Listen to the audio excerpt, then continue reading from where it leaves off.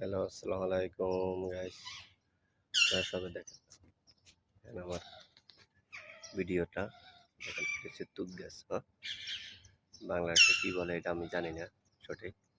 কি বলে আমরা একটু কমেন্ট করে জানাবেন। দেখেন প্রচুর তুত আছে আলহামদুলিল্লাহ। তুত আছে, বহুত তুত আছে দেখছেন। তুত, তুত বলে আরবিরা।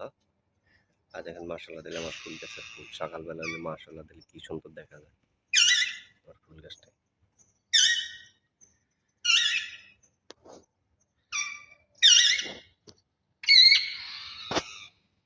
এবং এখানে আরেকটা রুম্মান গাছ আছে।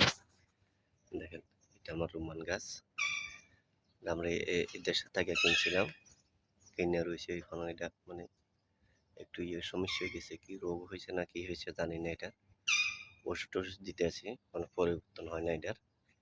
মার্শাল্লাহ দিলে ফুল আসছে, কিন্তু বহুত ফুল আসছে। আর এটা হচ্ছে আমার জবেদা। দেখেন মার্শাল্লাহ বহুত ফুল গেছে, বছর ফল আছে, বহুত মিষ্টি। মার্শাল্লাহ বহুত ফুল আছে।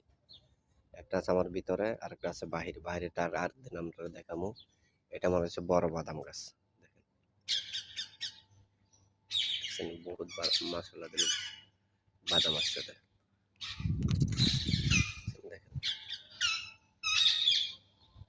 প্রচুর পরিমাণ বাদাম ধরে। বাদামের ইয়ে ওজনে গেছে বছর এই ডালটা কিন্তু ভাঙিয়ে গেছে।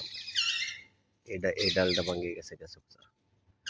বাদামের ওজন বহুত বাদাম আছে, বহুত ফল ধরে কিন্তু ওইটা।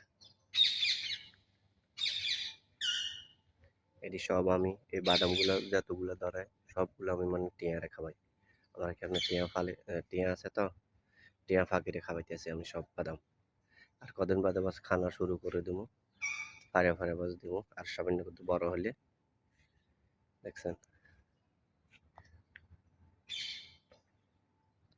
আর 2020-এ উগ্র বাদাম গাছ মরে যায় না। আমি এবার মানে 4টা বাদাম গাছ লাগাইছি।